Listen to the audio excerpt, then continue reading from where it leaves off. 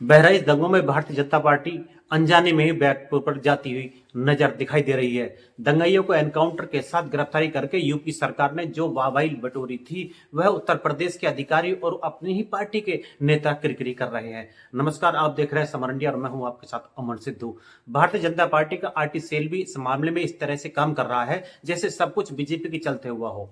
बहराइच दंगों को लेकर उत्तर प्रदेश सरकार और भारतीय जनता पार्टी दोनों विपक्ष के निशाने पर है।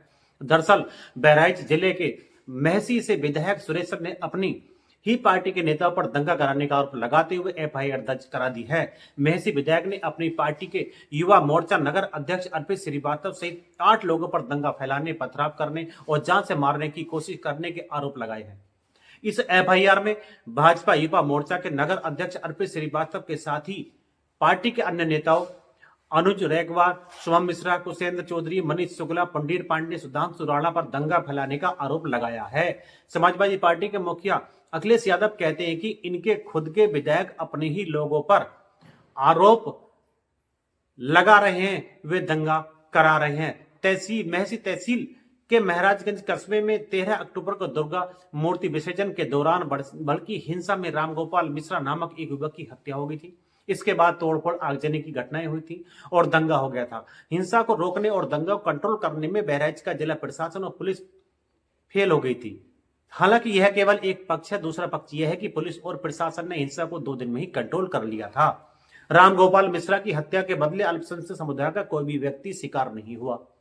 इसके पीछे सरकार की शक्ति ही रही, अन्यथा क्रिया का प्रतिक्रिया होता ही है। कुछ लोग कह रहे हैं कि दंगों में अधिकतर गिरफ्तारियां मुस्लिमों की हुई हैं।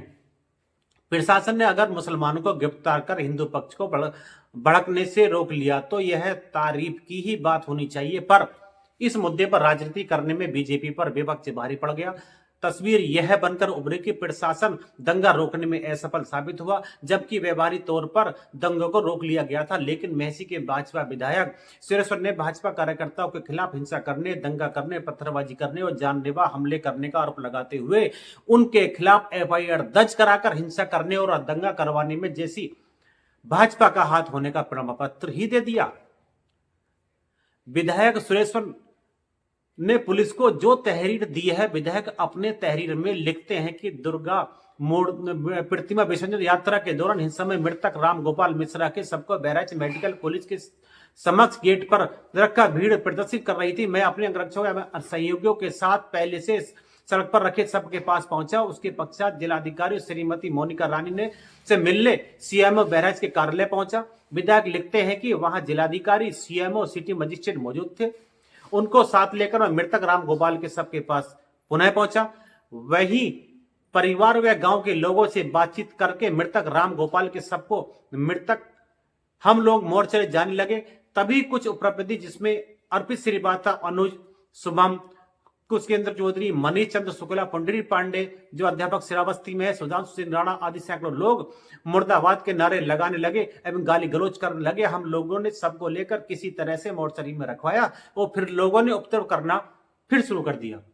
सुरेश्वर सिंह की तहरीर में लिखा है कि जिलाधिकारी महोदय ने कहा है कि हम लोग मूर्तियों के विसर्जन हेतु पैदल चलकर आग्रह करते हैं। हम लोग मोर्चे से निकलकर गेट के बाहर जैसे ही सड़क पर आए, उपरोक्त लोगों द्वारा हमारी गाड़ी को रोकने एवं शेष बचे लोगों को जान से मारने की नीयत से पत्थर चलाया गया।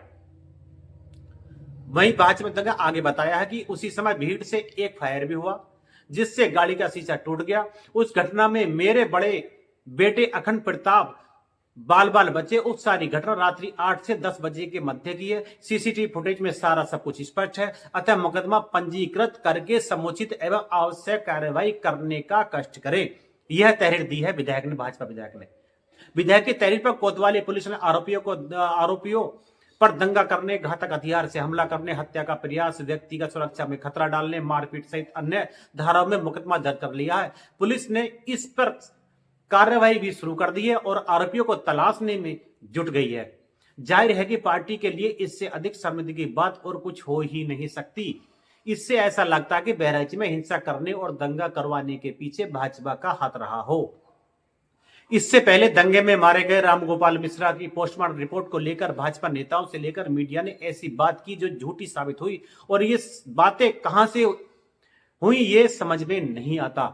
ये रिपोर्ट कहां से मीडिया में पहुंची कि पोस्टमार्टम रिपोर्ट में मृतक के शरीर पर तलवार से व चाकू से 35 घाव किए गए और नाखून तक उखाड़े गए। इस फर्जी रिपोर्ट से न केवल पत्रकार कंफ्यूज हुए बल्कि कई भाजपा नेताओं को शर्मिंदगी उठानी पड़ी। बीजेपी का मीडिया सेल या तो खत्म हो चुका है या उसके नवीकरण का समय आ चुका है। अगर सरकार के कार्यों के बारे में सही तथ्य लोगों तक नहीं पहुंच रहा है तो इसमें फॉल्ट किसका है? सरकार और पार्टी दोनों का ही इस पर विचार करना होगा।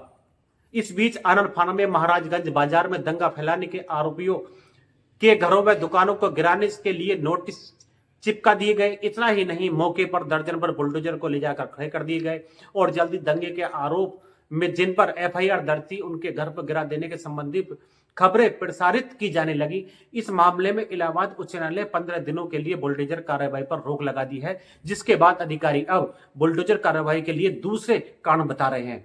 पार्टी या मीडिया सेल और अधिकारी की हड़बड़ी के चलते सरकार की खूब किरकिरी हुई। अब आप ही बताइए कि विधायक ने जो रिपोर्ट दर्ज करवाई है अपने ही कार्यकर्ताओं पर, अपने ही पार्टी के कार्यकर्ता, क्या वह सही है? नीचे कमेंट बॉक्स में बताएं। और हाँ, अगर आप हमारे चैनल पर नए हैं तो कृपया सब्सक्राइब करें, लाइक करें और कमेंट करें। मिलते हैं अगली वीडियो में, तब तक के लिए नमस्कार।